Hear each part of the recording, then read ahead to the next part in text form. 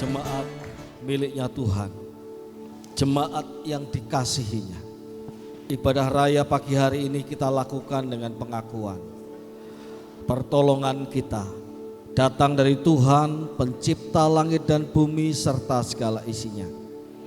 Tuhan itu setia, Dia tidak pernah meninggalkan perbuatan tangannya. Turunlah atas kita sekalian kasih karunia dan damai sejahtera dari Allah Bapa, Anak dan Roh Kudus pada ibadah raya pagi hari ini. Kami mengucap syukur kepada Tuhan yang memanggil kami dan mengadakan pemulihan di dalam diri kami, sehingga kami tidak selalu menjadi pribadi yang sama dan tidak sama lagi seperti tahun-tahun yang lalu. Engkau memperbaharui kami, Engkau mengerjakan kami seperti penjunan membentuk bejana dari tanah liat. Kamilah tanah liat itu ya Tuhan, Engkaulah penjunan bagi kami. Hari ini kami datang ke hadirat-Mu, menyerahkan diri kepada Tuhan. Sekali lagi Engkau bentuk kami. Sukakan ya Tuhan hati kami, sebagaimana juga Engkau menyukakan kami pada hari-hari yang lalu. Demikian pun kami ya Tuhan datang ke hadirat-Mu dengan hati yang penuh sukacita, hendak meninggikan Engkau, bahwa kami masuk dalam hadirat-Mu yang memulihkan dan menggembirakan itu ya Tuhan. Berkati kami, seluruh jemaat-Mu dirahmati oleh Tuhan, diurapi dengan Roh Allah. Di dalam nama Tuhan Yesus kami berdoa. Amin. Selamat beribadah. Tuhan Yesus memberkati kita semua. Biarlah sukacita sudah hadir bersama-sama dengan kita di tempat ini.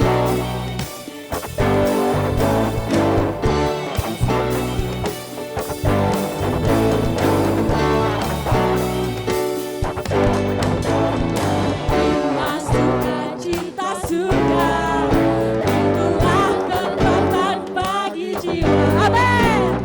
Dapat rasakan kasih-Nya.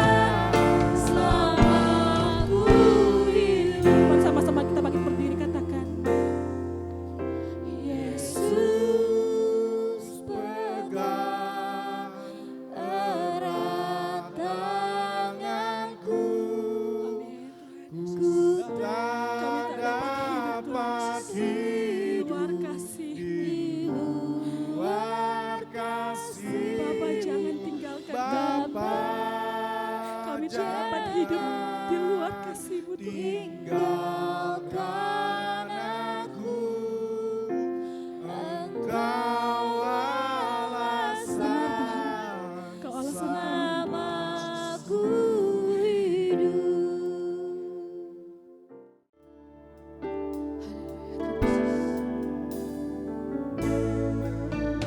Kau singkirkan semua keburukan, semua kuasa gelap, karena ada Yesus. Kau diami dengan kebaikan, dengan kasih Tuhan, karena ada Yesus. Tuhan hadir di tempat ini, kau diami dengan hadirat-Mu, berkatalah,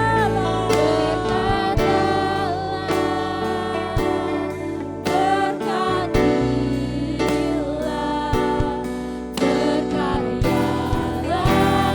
Kamu di sini. Tuhan hadir di tempat ini,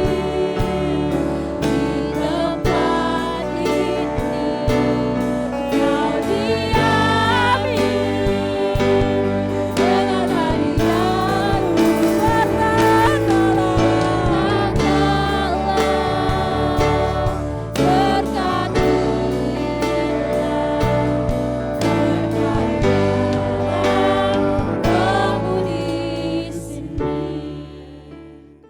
Engkau melihat ya Tuhan isi terdalam dalam diri kami. Engkau mengetahui bahkan hal-hal yang paling tersembunyi sekalipun. Dan kami boleh dengan percaya memohon kepada Engkau supaya roh Allah yang Engkau tanam, Engkau berikan kepada kami sejak kami percaya kepadamu. Kami sungguh hidup dipimpin oleh roh Allah itu, dipenuhi oleh roh Allah itu, supaya semakin nyata bukan diri kami lagi yang hidup, tetapi hidup ini kami jalani di dalam roh Allah yang memenuhi hidup kami. Kami rindu itu tidak dialami 1, 2, 3, 4, 5 orang saja. Betapa kami rindu Tuhan itu dialami oleh semua orang, jemaat-Mu di Gereja Isa Al-Masih Pontianak ini. Bahkan dialami oleh seluruh orang-orang percaya di muka bumi ini. Sebab demikianlah kerinduan-Mu Tuhan. Kami berdoa hari ini pun Kau berkarya di tengah-tengah kami. Engkau berkarya di tengah-tengah kami ya Tuhan. Kami tanah liat, Engkau penjunan, bentuklah kami semakin memberikan diri dipenuhi dengan roh Allah, dan roh Allah memampukan kami untuk terus berjalan dalam semangat yang baru, semangat yang tidak pernah lekang, semangat untuk semakin diserupakan dengan Yesus Kristus, Tuhan dan Juru Selamat kami. Kami mengucap syukur kepada Tuhan. Berkati kami semua, urapi kami, ya Allah, roh Allah pimpinlah kami. Buat kami memahami dan mengerti firman-Mu. Di dalam nama Tuhan Yesus kami berdoa. Amin. Jemaat yang saya kasihi, sebab Kristus mengasihi kita semua. Hari ini kita akan bersama-sama belajar kembali, bukan hanya yang ada Bapak Ibu sekalian yang duduk di bangku, di kursi-kursi, tetapi saya pun bersamaan dengan pembacaan firman Tuhan, saya pun memberi diri diajar oleh Roh Allah. Kita akan buka dan baca bersama firman Tuhan dalam surat Roma pasal 14 ayat 13 sampai ayat yang ke-20. Surat Roma pasal 14 ayat 13 sampai ayat yang ke-20. Tema firman Tuhan hari ini adalah kebenaran, damai sejahtera dan sukacita oleh Roh Kudus. Karena itu, janganlah kita saling menghakimi lagi, akan tetapi lebih baik kamu menganut pandangan ini. Jangan kita membuat saudara kita jatuh atau tersandung. Aku tahu dan yakin dalam Tuhan Yesus bahwa tidak ada sesuatu yang najis dari dirinya sendiri. Hanya bagi orang yang beranggapan bahwa sesuatu adalah najis, maka orang itulah sesuatu itu najis. Sebab jika engkau menyakiti hati saudaramu karena sesuatu yang engkau makan, engkau tidak hidup lagi menurut tuntutan kasih. Janganlah engkau membinasakan saudaramu karena makananmu, sebab Kristus telah mati untuk dia. Karena itu, jangan biarkan dirimu difitnah dengan apa yang baik padamu. Sebab kerajaan Allah bukanlah soal makanan dan minuman, tetapi soal kebenaran, damai sejahtera, dan sukacita dalam Roh Kudus. Sebab siapa saja yang melayani Kristus dengan cara ini, ia menyenangkan hati Allah dan dihormati oleh manusia. Sebab itu, marilah kita mengejar apa yang mendatangkan damai sejahtera dan yang berguna untuk saling membangun. Janganlah engkau merusak pekerjaan Allah karena makanan. Segala sesuatu suci, tetapi seseorang akan bersalah jika oleh makanannya orang lain tersandung. Saya akan membacakan ayat pokok kita pada hari ini, yaitu ayat yang ke-17 sekali lagi. Sebab kerajaan Allah bukanlah soal makanan dan minuman, tetapi soal kebenaran, damai sejahtera, dan sukacita dalam Roh Kudus. Jemaat yang dikasihi oleh Tuhan, ada seorang yang saya kenal, ia sering disapa oleh para mahasiswanya dengan kata panggilan Bu Ati. Nama lengkapnya adalah Ibu Rahmiati Tanujaya yang bulan lalu dipanggil pulang oleh Tuhan. Jemaat Gereja Salmasi Pontianak tentu tidak mengenalnya. Saya mengenalnya meskipun beliau tidak pernah mengajar saya. Tetapi beliau satu atap di mana beliau adalah dosen dan saya mahasiswa. Bu Ati ini sejak saya kuliah dikenal oleh mahasiswa yang pernah diajar oleh beliau, dan mahasiswa itu berkata kepada saya, tidak hanya satu orang tetapi beberapa, bahwa Bu Ati itu kalau mengajar itu menyenangkan. Menyenangkannya bagaimana? Karena dia bisa membuat sebuah pengertian yang rumit, sebuah pengertian teologis, filosofis yang begitu tidak mudah untuk dicerna, menjadi mudah untuk dipahami oleh mahasiswa, menjadi mudah untuk dinikmati oleh mahasiswa dan dipahami oleh mahasiswa. Ketika beliau meninggal, di grup alumni kata-kata itu muncul lagi. Bu Ati terkenal sebagai dosen yang mampu membuat sesuatu yang rumit menjadi sederhana dan mudah dipahami. Jemaat yang dikasihi oleh Tuhan, hal yang sama ketika kita bicara soal kerajaan Allah adalah sesuatu hal yang tidak mudah untuk dipahami. Apa itu kerajaan Allah? Orang akan berpikir tentang kerajaan yang nanti. Orang akan bertanya, Kalau itu nanti di surga sana, pada kedatangan Tuhan yang kedua kali, atau apapun juga yang istilahnya future, bukan saat ini, masa depan, bukan hari ini. Maka orang akan bertanya kepada kita, kamu ngomong soal kerajaan Allah, apa kamu pernah ke sana? Kamu ngomong soal surga, apakah kamu pernah ke sana? Kamu ngomong soal neraka, apakah kamu pernah berkunjung ke sana? Apakah berapa lama kamu tinggal di sana? Ya tentu tidak ada orang yang bisa menerjemahkan kondisi dan keadaan yang sungguh-sungguh real, sebab tidak ada yang mengalaminya. Oleh sebab itu, pada satu bagian ayat ini, Rasul Paulus menerjemahkan kerajaan Allah.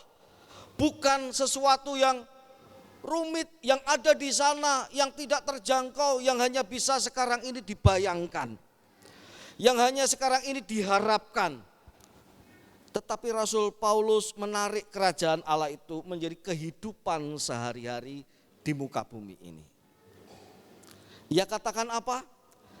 Kerajaan Allah itu bukan soal makanan dan minuman. Artinya apa? Artinya menunjuk kumpulan jemaat Tuhan. Kumpulan jemaat Tuhan baik yang ada di Roma, baik yang ada di Korintus, baik yang ada di Efesus, baik yang ada di Tesalonika. Kumpulan jemaat Tuhan inilah yang bisa menghadirkan kerajaan Allah yang tak tampak itu menjadi nampak di muka bumi ini. Dalam arti yang sama, Gereja Isa Almasih Pontianak adalah sebuah komunitas gereja, salah satu bagian dari gereja Tuhan di muka bumi ini, yang juga dapat menghadirkan kerajaan Allah yang nun jauh di sana itu menjadi hadir di muka bumi ini. Dan Rasul Paulus berkata, kerajaan Allah itu bukan soal makanan dan minuman. Meskipun tidak selalu bahwa hal itu tidak ada kaitannya dengan kerajaan Allah. Kita bicara soal perjamuan kawin anak domba yang kita bayangkan juga dalam kerajaan Allah. Tentu ada pesta rohani di sana.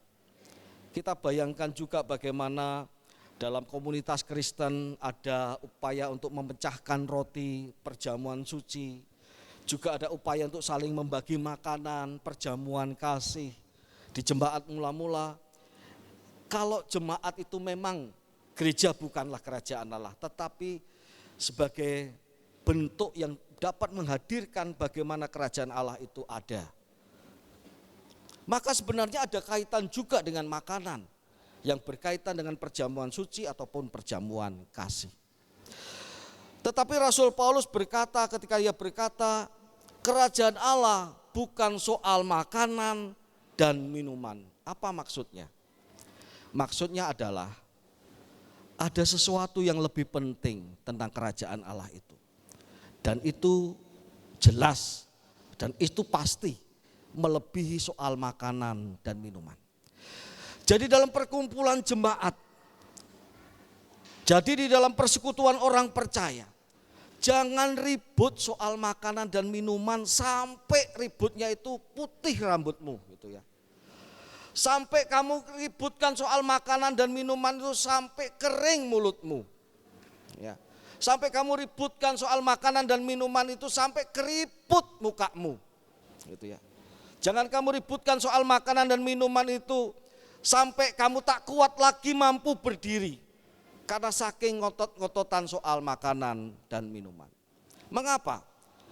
Ini tidak terjadi pada masa kita. Tetapi di zaman Rasul Paulus ada. Orang berpikir tentang ada orang-orang yang memelihara hari-hari tertentu seperti orang-orang Yahudi. Yang ketika mereka menjadi orang Kristen, mereka masih juga menjadi orang yang berpuasa 1 minggu 2 hari. Ketika mereka menjadi orang Kristen, masih juga terbawa siak dalam hati mereka. Biasanya mereka itu tidak suka makan babi. Kali ini kok ketemu dengan orang Pontianak, makannya babi semua kan gitu ya. Hatinya risau kan gitu ya. Aduh, kok jadi orang Kristen makan babi, aku enggak lah gitu kan ya. Ketemu dengan orang Batak apalagi. Lalu ada orang-orang Kristen yang dari orang-orang Yunani. Mereka berkata, "Duh, kalau sudah jadi Kristen, makan enggak apa-apa, tapi aku enggak bisa." Aduh, kamu ini gimana toh? Enggakah daging yang lain? Oh, kata orang-orang Yunani. Saya kasih tahu ya, daging babi itu nomor 1 di dunia. Enggakah makanan yang lain? Ribut soal makanan, ribut saling menyalahkan, kemudian malah saling menghakimi. Oh, kamu orang Kristen tapi masih pegang sebenarnya dengan cara-cara hidupmu yang lama. Kamu belum lepas dari Taurat, kamu belum lepas dari cara, padahal itu soal hanya masalah perasaan saja.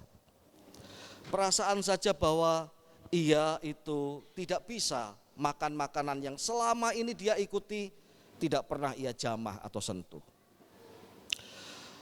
Jemaat yang dikasih oleh Tuhan, kepada orang-orang seperti ini Rasul Paulus berkata, jangan ribut soal makanan, jangan ribut. Jangan perguncingkan soal minuman. Ada satu yang lebih penting daripada itu yang mesti ada dalam hidupmu.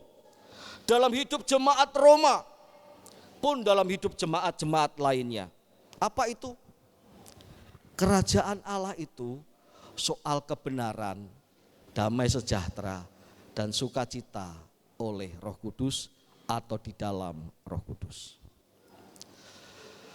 Kebenaran dikerjakan oleh Roh Kudus, damai sejahtera di dalam Roh Kudus, sukacita juga oleh Roh Kudus.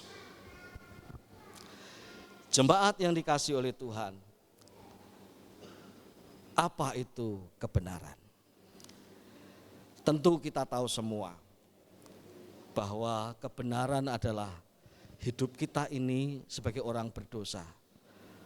Oleh iman kepada Kristus, kita itu diampuni dosa-dosa kita.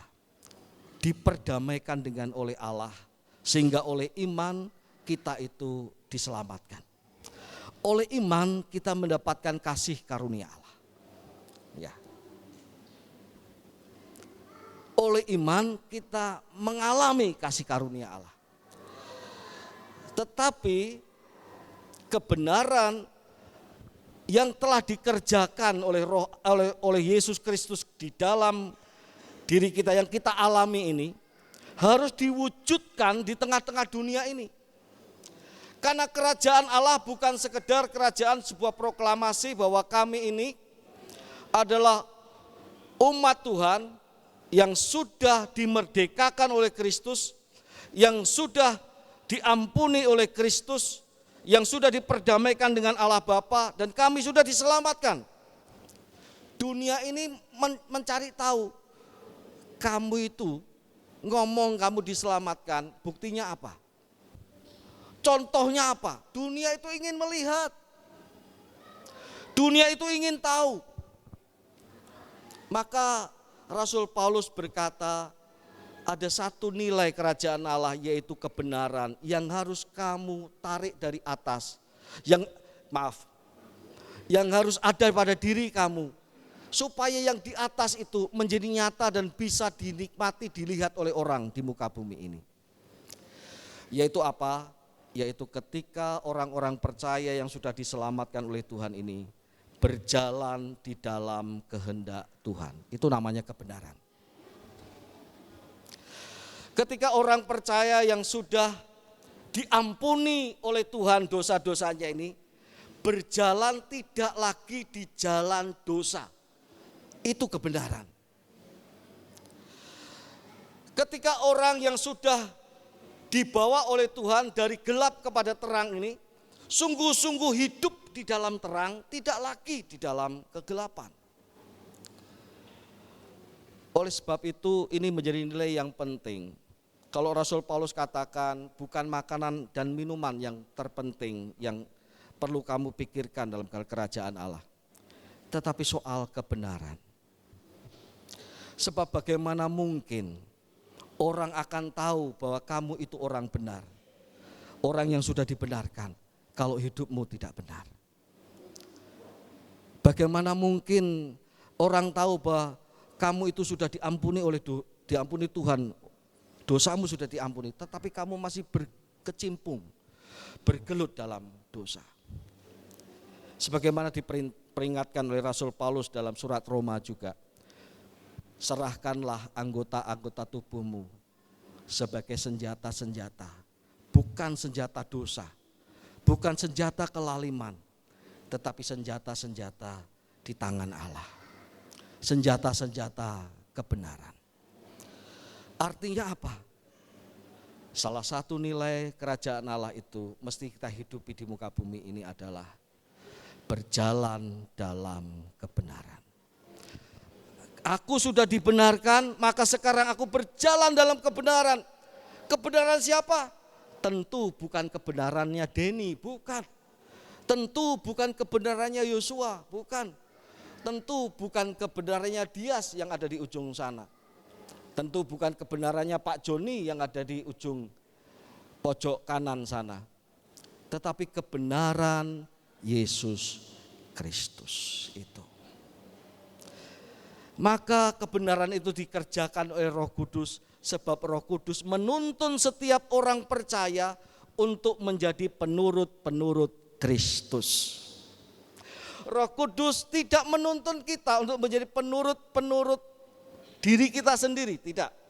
Tapi Roh Kudus itu ada menolong kita untuk menjadi penurut-penurut Yesus Kristus. Jemaat yang dikasihi oleh Tuhan, di tengah kebenaran yang dikaburkan di muka bumi ini, apalagi di zaman sekarang ini, ada banyak hal-hal itu menjadi dikaburkan. Orang membentuk nilai-nilai yang menjadi kesenangan bagi dirinya sendiri. Kita perlu menanamkan ini benar-benar, bahwa kerajaan Allah itu,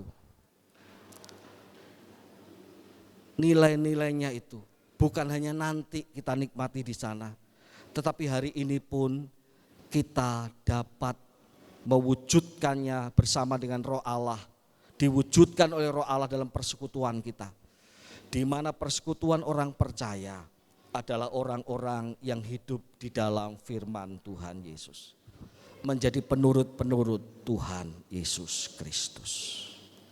Tidak lagi menyenangi dosa, meskipun masih dapat berbuat dosa. Tidak lagi begitu saja mau ditarik kepada kesenangan-kesenangan duniawi.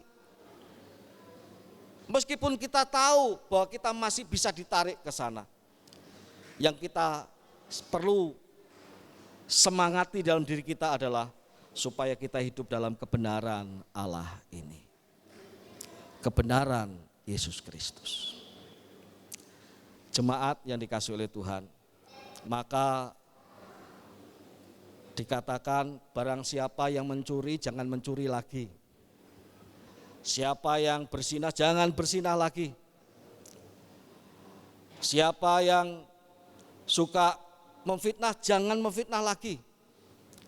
Siapa yang suka cari penghargaan diri sendiri jangan cari penghargaan diri sendiri lagi. Yang suka menyombongkan diri jangan menyombongkan diri lagi. Kamu dulu itu seperti itu kata firman Tuhan. Tetapi sekarang di dalam Kristus kamu mesti berubah. Itu artinya hidup dalam kebenaran oleh Roh Kudus. Yang pertama, yang kedua, damai sejahtera. Kita sudah mendengar hal damai sejahtera minggu yang lalu. Bagaimana damai sejahtera dihadirkan oleh Yesus Kristus yang bangkit. Yesus Kristus menghadirkan damai sejahtera dari dalam hati murid-murid keluar. Sebab mereka adalah orang-orang untuknya Tuhan Yesus Kristus itu mendatangkan damai sejahtera. Maka kerajaan Allah itu bicara soal damai sejahtera. Damai sejahtera yang sudah dikerjakan oleh Yesus Kristus. Sehingga melalui kematian dan kebangkitannya, kita yang beriman diperdamaikan dengan Allah. Allah tidak lagi murka kepada kita. Allah tidak lagi menjadi musuh kita. Allah tidak lagi jijik kepada kita. Karena dosa-dosa sebagai bentuk pemberontakan kepada Allah. Itu dikerjakan oleh Roh Allah. Dikerjakan oleh Yesus Kristus dalam kematian dan kebangkitannya. Tetapi orang dunia ini ingin tahu bagaimana sih damai sejahtera itu. Damai sejahtera itu bukan hanya kita tunjuk nanti di dalam kerajaan surga. Tetapi bagaimana kita orang yang sudah diperdamaikan dengan Allah ini hidup. Apakah kita hidup dalam damai ataukah kita hidup dalam perseteruan, dalam perpecahan? Jemaat yang dikasihi oleh Tuhan, orang dunia itu ingin tahu buktinya. Orang dunia itu ingin tahu bahwa orang yang berkata aku sudah diperdamaikan dengan Allah menunjukkan hidup yang dipenuhi dengan damai sejahtera. Oleh sebab itu kerajaan Allah bukan hanya nanti, tetapi saat ini juga bisa dialami. Jemaat yang dikasihi oleh Tuhan, oleh sebab itu jemaat Roma, jemaat-jemaat yang lain dipanggil untuk hidup dalam damai sejahtera oleh Roh Kudus. Di mana setiap orang percaya itu semangatnya bukan semangat untuk menjatuhkan satu sama lain. Di mana orang-orang percaya itu semangatnya adalah semangat saling membangun. Ya, pada ayat yang ke-15 dikatakan, ayat 20 dikatakan janganlah engkau merusak pekerjaan Allah karena makanan. Sebab itu marilah kita mengejar apa yang mendatangkan damai sejahtera dan yang berguna untuk saling membangun. Ayat 19. Orang percaya yang sudah diperdamaikan dengan Allah, salah satu bukti yang paling bisa dilihat adalah dia mencintai kedamaian. Dia pembangun kerukunan. Dia bukan perusak kesatuan. Dia bukan menjadi ragi di tengah-tengah adonan, ragi yang tidak baik. Tetapi ia menjadi orang penolong di tengah-tengah orang yang membutuhkan. Dia menjadi pendamai di tengah-tengah orang yang bertikai.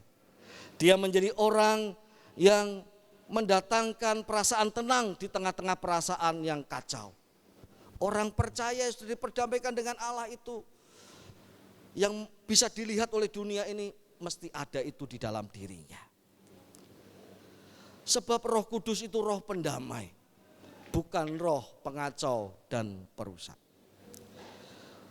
Maka sampai detik ini, meskipun kalaupun itu tidak terjadi di gereja Isa Al-Masih, kalaupun itu terjadi di gereja lain, setiap kali ada perpecahan dalam gereja yang tidak bisa lagi ditahan.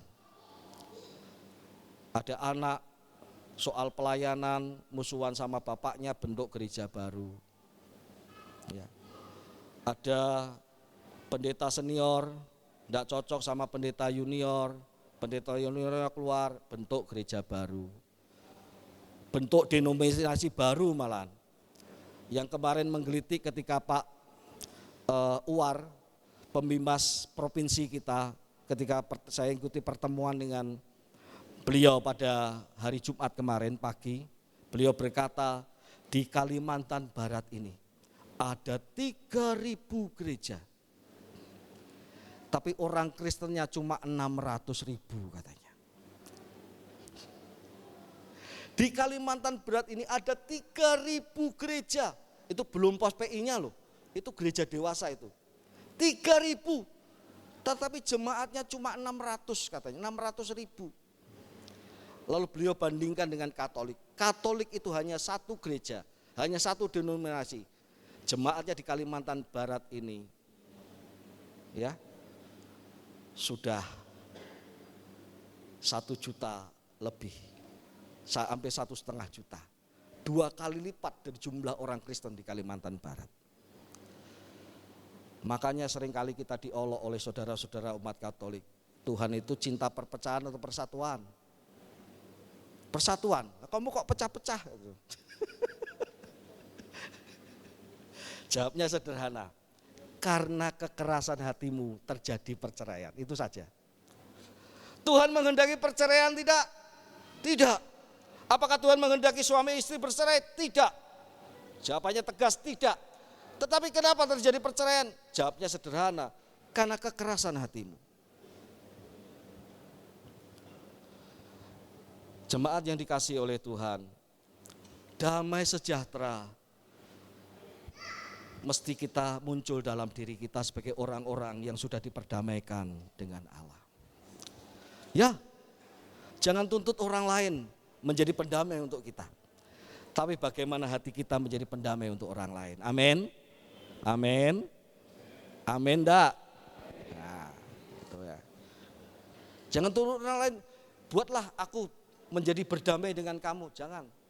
Tapi tuntutlah diri kita untuk menjadi seorang pendamai bagi orang lain. Yang terakhir, sukacita oleh Roh Kudus.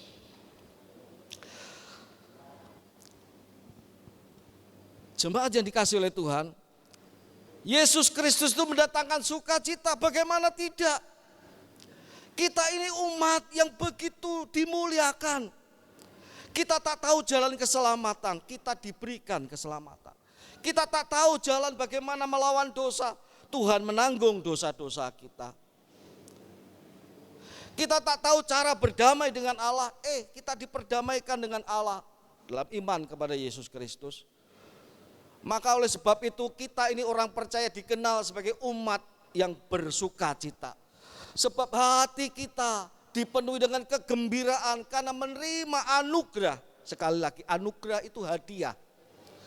Hadiah bukan sekedar hadiah, tetapi sesuatu hal yang tidak mungkin kita capai karena iman kita mendapatkannya. Kepada Yesus Kristus kita mendapatkannya. Maka hati kita ini dipenuhi dengan sukacita, dengan pengharapan. Kerajaan Allah itu bicara soal sukacita, tidak ada kesedihan di sana. Orang dunia berkata gini, kalau kerajaan Allah itu tentang sukacita, aku ingin lihat wajahmu. Ada sukacita enggak di wajahmu? Aku ingin lihat sukacita di dalam jemaat Kristen. Jemaat Kristen ada sukacita enggak? Apakah di jemaat Kristen itu isinya tentang kesedihan-kesedihan, tiadanya harapan? Orang dunia ingin melihat Bapak Ibu sekalian. Maka 3 nilai ini menjadi penting untuk kita. Kebenaran, damai sejahtera, dan sukacita. Orang ingin melihat wajah-wajah yang penuh sukacita ada di dalam jemaat Tuhan. Wajah-wajah dipenuhi dengan pengharapan. Kenapa? Kalau yang sulit saja Tuhan sudah anugerahkan kepadaku, apalagi perkara remeh-temeh di muka bumi ini, Tuhan pasti menolong dan menyediakan untuk aku. Kalau yang tidak dapat aku capai saja Tuhan tolong, supaya aku dapat mencapainya oleh karena kasih karunia-Nya. Apalagi perkara-perkara yang masih kita bisa usahakan di muka bumi ini. Kita tidak berjalan sendiri, ada Tuhan bersama-sama dengan kita di segala musim hidup kita. Maka betapa hati kita tidak bersuka cita. Jemaat yang dikasihi oleh Tuhan. Karena itu, biarkan Roh Kudus itu memberikan sukacita dalam hati kita. Supaya di dalam segala hal, wajah kita itu tidak wajah yang dibuat-buat. Tapi sungguh-sungguh di tengah-tengah, misalnya di tengah-tengah lembah kekelaman, tetap ada pengharapan yang membuat air wajah kita ini menjadi air wajah yang memberikan pengharapan. Apalagi di tengah-tengah pengharapan, kita tetap punya semangat bersama-sama dengan Tuhan yang tidak hanya menyertai kita untuk sampai di kerajaan surga, tapi Tuhan yang menyertai kita dalam perjalanan kita di muka bumi ini. Maka kita bersuka cita. maka kita itu menjadi orang-orang yang penuh dengan pengharapan. Hamba-hamba Tuhan Gereja Isa Masih Pontianak, saya, Pak Lukas, Pak Simin, baru menyelesaikan kitab Mazmur. Ya, dalam pembacaan kita baru menyelesaikan kitab Mazmur untuk kita renungkan tiap hari. Ya, kemarin Pak Lukas bilang selamat tinggal kitab Mazmur katanya gitu ya. Nah, itu. Karena sudah diselesaikan 150 pasal. Tidak tahukah di kitab Mazmur itu kita membaca salah satu yang diingatkan adalah aku berteriak, aku memuji Tuhan dengan nyaring. Weh, itu pemazmur loh. Bukan hanya keadaannya baik, tapi ketika keadaannya tidak baik, tetapi kepadamu ya Tuhan, kunaikan puji-pujian dengan nyaring. Weh. Mazmur ditutup dengan pujian juga kepada Tuhan. Haleluya. Pujilah Tuhan, yang bernafas pujilah Tuhan. Pujilah Tuhan dengan rebana, dengan kecapi, dengan tari-tarian. Ada sebuah pertanyaan. Pak, saya tahu Pak, tapi hati saya tidak bisa diajak memuji Pak. Hati saya susah Pak, hati saya sedih Pak. Bagaimana saya berpura-pura memuji dengan sukacita di hadapan Tuhan? Bagaimana saya berteriak nyaring di hadapan Tuhan Pak? Pak, saya tahu Pak, saya dipanggil untuk hidup dalam kebenaran, tapi saya sedang terbelenggu dengan dosa lagi Pak. Saya terbelenggu dengan apa yang dulu sudah saya tinggalkan, saya dibelenggu lagi ini Pak. Saya tidak mampu tahu bagaimana melawannya Pak. Pak, saya tahu Pak, memang di dalam Kristus ada damai sejahtera, tetapi sulit Pak buat saya menjadi orang yang masih saja menuntut damai sejahtera itu diberikan oleh orang lain. Tidak muncul dari diri saya sendiri, sehingga saya pun bisa membagikannya kepada orang lain. Jemaat yang dikasihi oleh Tuhan, kalau dosa dan perpecahan itu karena kekerasan hati setiap orang, maka berjalan dalam kebenaran, berjalan dalam damai sejahtera, berjalan dalam sukacita, menikmati kebenaran Kristus, mengalaminya setiap hari dengan hati yang penuh kegembiraan dan sukacita, dengan hati yang penuh dengan damai sejahtera yang Tuhan berikan, yang kita rindu setiap orang mengalaminya. Didapat ketika Roh Kudus bekerja di dalam hati kita. Tidak ada cara lain. Didapat ketika kita membuka hati kita dan tidak mengeraskan hati kita. Dikerjakan ketika kita itu berkata, Tuhan, aku butuh pertolongan-Mu. Aku butuh penyertaan-Mu. Jangan lepaskan tanganku. Ubah aku seturut mau-Mu Tuhan, bukan dengan seturut mauku. Maka saya percaya Roh Kudus yang ada di dalam hati kita akan meluap dan meluber, memenuhi diri kita, memampukan kita untuk bersukacita dalam kebenaran Tuhan, bersukacita dalam damai sejahtera yang diberikannya, dan juga bersukacita di dalam segala perkara di muka bumi, termasuk di dalam memuji Tuhan. Istri saya itu bilang kepada saya, Pak, kalau penyembahan jangan terlalu teriak-teriak Pak. Kasihan yang di samping, kupingnya nanti bisa ke THT. Tapi ketika hati saya bersukacita, tentu tidak sembarangan lalu ke telinganya Pak Aceh, haleluya, tidak begitu ya. Nah. Tapi kalau hati kita itu bersukacita, bagaimana kita tak berteriak di hadapan Tuhan? Amin. Kalau hati kita itu, di tengah segala hal, kita dihiburkan oleh Tuhan, bagaimana saya tidak bersyukur? Terima kasih Tuhan. Bagaimana? Karena pemazmur pun mengajarkan saya untuk berseru, bahkan berteriak dengan nyaring. Tentu setiap orang berbeda. Saya tahu kadang-kadang teriakan dalam hati Bapak Ibu lebih nyaring daripada orang yang berteriak dengan sungguh-sungguh. Tapi yang penting, yang paling utama adalah biarkan Roh Kudus bekerja di dalam diri kita. Sebab kerajaan Allah tidak bisa kita bangun dengan kekuatan kita sendiri. Kerajaan Allah yang hendak ditampakkan di muka bumi ini tidak bisa kita bangun dengan kekuatan kita sendiri. Hanya Roh Allah yang membangunkan kerajaan Allah itu. Sebab itu kerajaan Allah disebut juga kerajaan Roh Kudus. Di mana Roh Kudus bekerja menjadikan orang-orang percaya yang belum masuk ke surga, yang masih ada di dunia ini, tetapi sudah hidup sebagai warga kerajaan, di mana semangat untuk hidup dalam kebenaran Tuhan, semangat damai sejahtera memenuhi hatinya, hidupnya dipenuhi dengan sukacita, ada dan dilihat oleh orang lain di muka bumi ini. Jemaat yang dikasihi oleh Tuhan, Gereja Isa Al-Masih Pontianak, yuk jangan terlalu memperdebatkan hal yang remeh-temeh. Kalau kita bisa mengalah saja.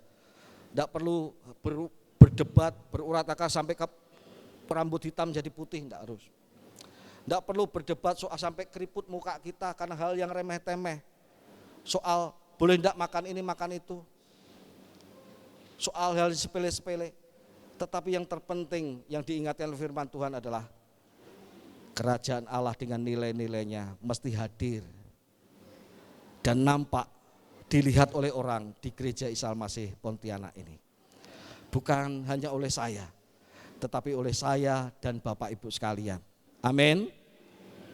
Supaya kerajaan Allah itu dilihat orang hadir dalam rumah tangga kita. Ya, rumah tangga Pak Andi Brata dan Bu Laura. Nah, itu rumah tangga kerajaan Allah. Orang lihat, oh itulah rumah tangga kerajaan Allah. Rumah tangga Pak Irwan dan Bu Jenny, oh itu rumah tangga kerajaan Allah, seperti itu. Ada semangat untuk melakukan kebenaran firman Tuhan, dipenuhi dengan damai sejahtera dan sukacita. Apa enggak pernah punya masalah toh Pak? Ya adalah, namanya orang hidup kok enggak ada masalah. Tapi kok sukacita? Apa masalah harus membuat kita bersedih? Kalau ada Tuhan di tengah-tengah kita, weh, ini rumah tangga kerajaan Allah. Amin. Rumah tangga kerajaan Allah juga ada di dalam kehidupan kita semua, pribadi lepas pribadi. Apakah yang masih ada pasangan kita, ataukah kita hidup dengan anak-anak kita, mari kita boleh dipimpin oleh Roh Allah. Supaya Roh Allah itu menghadirkan di dalam diri kita kebenaran, damai sejahtera, dan sukacita. Tuhan Yesus